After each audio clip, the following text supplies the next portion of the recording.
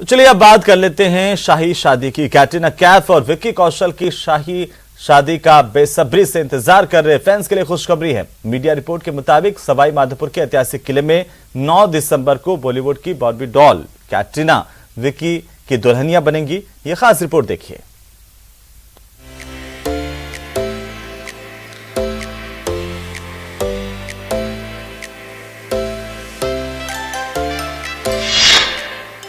शाही शादी, शाही तैयारी।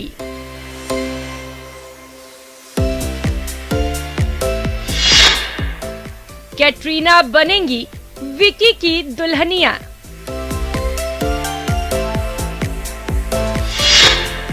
Barwara fort hotel में आलीशान इंतजाम।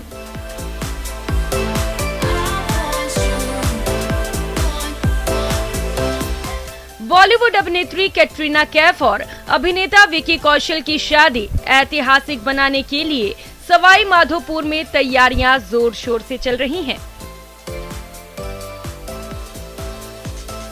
ऐतिहासिक बरवाड़ा दुर्ग, जो अब होटल 6 सन्स में तब्दील हो चुका है, इसी महल में बॉलीवुड की हिट जोड़ी 7 फेरे लेने वाली है।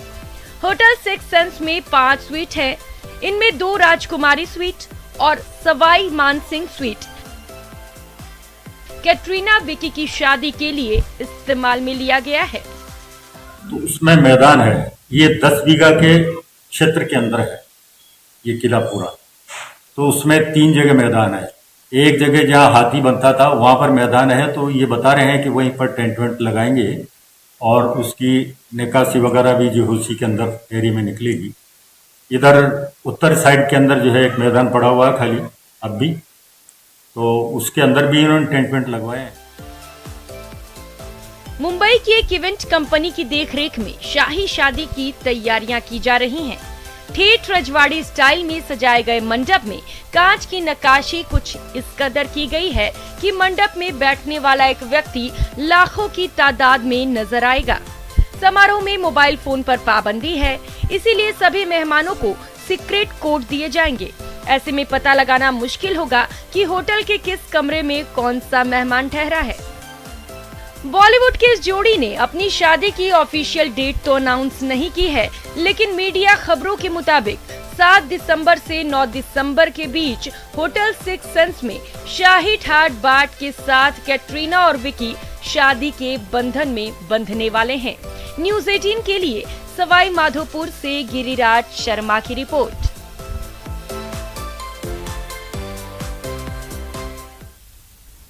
तो कैटरीना और विक्की की शादी को लेकर के जश्न का माहौल, और आखिरकार वो वक्त आ ही गया जब शहनाइयां बजनी शुरू हो गई हैं। इसे लेकर के तैयारियां कैसी हैं, कौन कौन लोग पहुंच रहे हैं, इसी को लेकर के तमाम जानकारी के लिए हमारे सहयोगी हमारे साथ जुड़ रहे हैं। प्रशांत मुंबई से हमारे साथ है हमारे सहयोगी, और साथ ही साथ गिरिराज हमारे सहयोगी हैं, वो सवाई माधोपुर से हमारे साथ जुड़ रहे हैं। सबसे पहले प्रशांत, आप इसे शुरुआत, किस तरह से बॉलीवुड में खुशी की लहर है इन दोनों की शादी को लेकर के, और किस तरह के रिएक्शंस वहां से आ रहे हैं?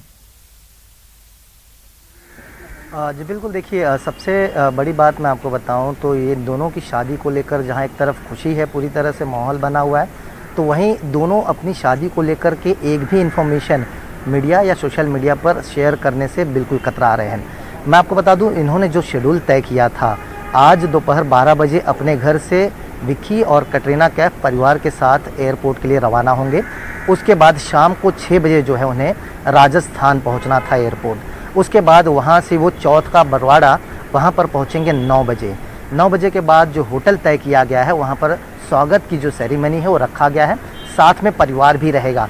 ये शेड्यूल जो है सोर्सेस के जरिए उनके जो नज़दीकी लोग हैं उन्होंने दिया हुआ है। लेकिन आपको अभी भी जानकारी दे दूं कि अब तक एयरपोर्ट पर किसी प्रकार की हलचल नहीं हो पाई है, कोई जानकारी नहीं मिल रही है कि कितने बजे का फ़्लाइट है, कौन से लोग हैं, कितने लोग किस तरह से फ़्लाइट से सफ़र करेंगे। लेकिन जो शेड्यूल मैंने आपको बताया वो बिल्कुल तय है, उसमें किसी प्रकार के बदलाव नहीं किए जाएंगे। जो गेस्ट लिस्ट थी वो 200 लोगों की थी पहले, अब 120 लोगों की कर दिए गए हैं। जितने भी गेस्ट इस शादी में इन्वॉल्व होंगे, शरीक होंगे, उनके गाड़ियों को प्रॉपर एक पास दिया जाएगा, ताकि उन्हीं गाड़ियों को उस होटल में एंट्री दी जाए, ताकि वही मेहमान वहाँ पर पहुँच पाए। क्योंकि दूसरी तरफ हमने देखा कि राजस्थान में भी कोविड के जो और जिस तरह से ओमिक्रॉन की जो वेरिएंट की जो बातें सामने आ रही है, तो उसको लेकर के कई सावधानियां भी बरती गई है, नियमों का पालन भी करना पड़ेगा। लेकिन ताज़ा जानकारी मैं आपको बता दूं कि दोनों भी किसी प्रकार के कोई भी इन्फॉर्मेशन ना तो अपने परिवार के साथ अब शेयर करें, ना ही मीडिया के साथ करें। फिलहाल एयरपोर्ट पर टीम मौजूद है, इंतजार की जा रही है कि एक बार हलचल हो, कैटरीना कैफ या उनके परिवार को सदस्य जब एयरपोर्ट पर पहुंचेंगे तो तस्वीरें हम दर्शकों को जरूर दिखाएंगे। लेकिन जिस तरह से मैंने कहा, यही शेड्यूल तय किया गया। प्रशांत, क्या इसे लेकर कोई जानकारी अभी तक मिल पाई है कि बॉलीवुड की कौन कौन हस्तियां इस शादी का गवाह बनने जा रही है? क्योंकि ये बात तो साफ है कि बहुत कम लोग इस शादी में शिरकत करेंगे, कोरोना भी है, तमाम तरह के एहतियात भी बरते जा रहे हैं। देखिए, फिल्म मेकरों की लिस्ट जो है वो अलग बनाई गई है, प्रोड्यूसर्स जो हैं उनकी लिस्ट अलग बनाई गई है, एक्टर और एक्ट्रेसेस जो हैं उनकी लिस्ट अलग बनाई गई है, लेकिन नाम अभी तक किसी का स्पष्ट नहीं किया गया है। जिस तरह से मैंने कहा कि 200 लोगों की पहले लिस्ट बनाई गई थी, लेकिन जैसे जैसे दिन चढ़ा उसके बाद उस लिस्ट को 120 में तब्दील कर दिया गया है। और जिस तरह से शेड्यूल फिक्स है कि 7 से लेकर 9 यानी 3 दिनों का जो सब शादी का जो समारोह होगा उसे पूरी तरह से उसी होटल में पूरा किया जाएगा। शेड्यूल, वेन्यू, लोग जो हैं तय हो चुके हैं, लेकिन जानकारी बिल्कुल शेयर नहीं किया जा रहा है। हाँ, इंतज़ार किया जा रहा है कुछ समय बाद का कि जैसे जैसे दिन चढ़ेगा, जैसे जैसे समय बीतेगा तो सारी जानकारियाँ एक एक करके सामने आएंगे। बिल्कुल प्रशांत, आप हमारे साथ बने रहिए। सवाई माधोपुर से हमारे सहयोगी गिरिराज शर्मा हमारे साथ जुड़े हुए हैं लगातार। गिरिराज का भी रुख कर लेते हैं। गिरिराज, क्या कुछ जानकारी इस शाही शादी को लेकर के, क्योंकि कैटरीना और विकी के जो फैंस हैं उनको बेसब्री से इंतजार है। जी हेमंत, देखिए सवाई माधोपुर के चौथ का बरवाड़ा कस्बे स्थित hotel Six Senses Barwara fort पर यह शादी समारोह आयोजित होगा। पूरी तरीके से ये जो शादी होगी वो पूरी तरीके से शाही अंदाज में होगी। मैं आपको ये भी बता दूं कि सवाई माधोपुर जिले के चौथ का बरवाड़ा कस्बे में जो ये होटल बनाया गया है, ये जो प्राचीनतम किला था उस किले को प्राचीनतम के साथ में आधुनिकता का जो समावेश है वो इस होटल में देखा जा सकता है। प्राचीनता का पूरा ध्यान रखा गया है, लेकिन उसे आधुनिक टच देते हुए, और ये जो शादी होगी ये पूरी तरीके से रजवाड़ा टच में ये शादी होगी। तो पूरी तरीके से जो होटल है उस होटल को रजवाड़ा टच दिया गया है। तो मंडप जो सजाया गया है वो पूरी तरीके से कांच के एक पैबंद में, पूरी तरीके से कांच से एक देखा जा सकता है या कहा जा सकता है एक शीश महल की तरह एक मंडप बनाया गया है जिसमें रजवाड़ा टच दिया गया है। और उस शीश महल की मैं विशेषता आपको ये बता दूं कि अगर एक व्यक्ति उस शीश महल में, उस मंडप में अगर दाखिल होता है तो चारों ओर लाखों तस्वीरें उस व्यक्ति की दिखाई देती है। और जो होटल की सुरक्षा व्यवस्था है वो बेहद बेहतरीन और बहुत ही पुख्ता सुरक्षा व्यवस्था वहां पर कही जा सकती है, क्योंकि बाउंसर का, निजी बाउंसर का इंतजाम किया गया है। इसके अलावा बिल्कुल लगातार अपडेट हम आपसे लेते रहेंगे। फिलहाल बहुत बहुत शुक्रिया हमारे साथ जुड़ने के लिए। प्रशांत, आपका भी बहुत बहुत शुक्रिया। कुल मिलाकर के शादी की जो तैयारियां वो अब अंतिम चरण में है और मेहमानों के पहुंचने का सिलसिला भी जारी है, लेकिन अभी ये साफ नहीं हो पाया कि आखिरकार कौन कौन पहुंच रहा है। तमाम तरह की अपडेट हम आप तक पहुंचाते रहेंगे और आपको बताते रहेंगे। फिलहाल हम आपको बता दें कि मरुधरा में खाद को लेकर के किसान परेशान हैं और इसको लेकर के जगह जगह हंगामे की तस्वीरें सामने आ रही हैं। पहली तस्वीर अलवर की, और उसके बाद खाद नहीं मिलने से किसानों ने सड़क पर जाम लगा दिया। दूसरी तस्वीर भरतपुर की तस्वीर हम आपको दिखा रहे हैं, जहां खाद के लिए किसानों की लंबी कतार देखने को मिल रही है। तीसरी तस्वीर दौसा की, यहां पर भी पूरा जिला यूरिया की कमी से परेशान है। तो 3 अलग अलग तरीके जगह की तस्वीरें खाद को लेकर के किस तरह से हाहाकार, महामारी आपस के अंदर एक दूसरे पे मची हुई है, वो नजारा आप इन तस्वीरों में देख सकते हैं। तो खाद पर मारामारी है एक दूसरे, और लगातार किसानों का जमावड़ा यहां पर देखने को मिल रहा है। खाद को लेकर के हंगामे की हम बात करेंगे, जहां पर अलवर जिले के बांसुर में इन दिनों किसानों के सामने खाद की किल्लत बनी हुई है और खाद बीज विक्रेता खाद की कालाबाजारी कर रहे हैं, जिससे आज किसानों का गुस्सा यहां पर फूट पड़ा और किसानों ने खाद नहीं मिलने से बांसुर कोटपुतली अलवर मार्ग पर जाम लगा दिया। किसानों ने प्रशासन के खिलाफ नारेबाजी का प्रदर्शन किया। सड़क पर किसानों के जाम की वजह से वाहनों की लंबी लंबी कतारें देखने को मिली। जाम की वजह से लोगों को आने जाने में काफी परेशानी का सामना भी करना पड़ा।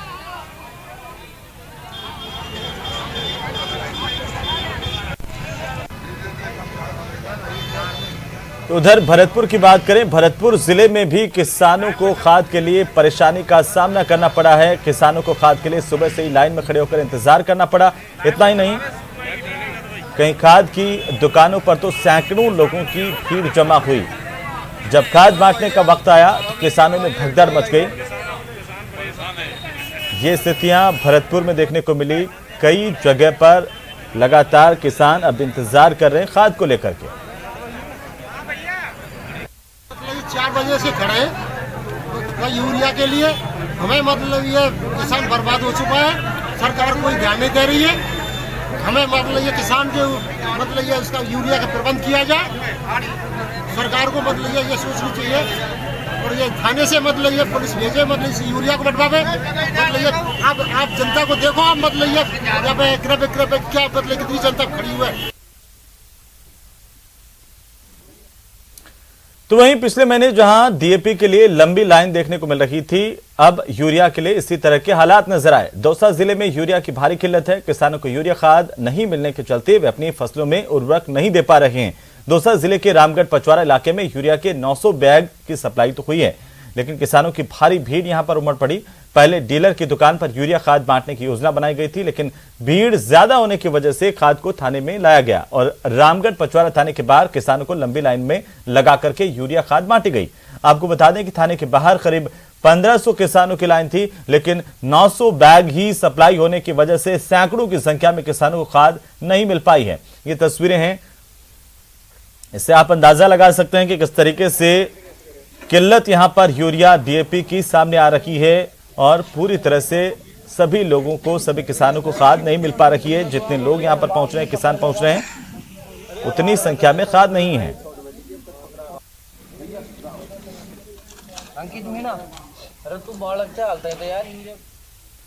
चलिए आगे बढ़ेंगे। पीसीसी चीफ गोविंद सिंह डोटासरा ने केंद्र सरकार पर आज प्रहार किए हैं। उन्होंने संवैधानिक संस्थाओं में बैठे लोग उसकी मर्यादा को कहा है कि तार-तार कर रहे हैं।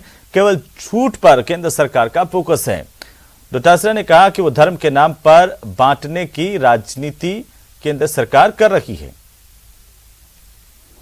आज जो संवैधानिक संस्थाओं के ऊपर जो हमले हो रहे हैं, आप देखिए कि किस प्रकार से तमाम संवैधानिक संस्थाओं का दुरुपयोग केंद्र में बैठी हुई सरकार कर रही है। लोग देख रहे हैं। बात तो करते हैं कि SC ST को हम मजबूत बनाएंगे, लेकिन एक भी ऐसा 7 साल में मोदी सरकार का कोई फैसला नहीं है जिससे SC ST के वर्ग को आगे बढ़ने का मौका मिला हो। जो पिछड़े लोग हैं उनके लिए किसी प्रकार की कोई व्यवस्था नहीं की गई है। BPL की जो सूची है उसको 7 साल में इन्होंने दोबारा समीक्षा करके दोबारा बनाने का काम नहीं किया है। क्यों? कि अगर BPL की सूची बनेगी तो वो संख्या पहले से ज़्यादा बढ़ करके BPL परिवारों की आएगी, जिससे उनकी कलई खुल जाएगी कि गरीबी ज़्यादा हुई है, लोग संपन्न होने के बजाय ज़्यादा गरीब हुए हैं। कुछ ही एक वर्ग है या कुछ ही लोग हैं, गिने चुने लोग हैं, जो इस 7 साल में सत्ता का उनको लाभ लिया है या सत्ता का दुरुपयोग करके और केंद्र में बैठे लोगों ने उनको ज़्यादा मालामाल किया है।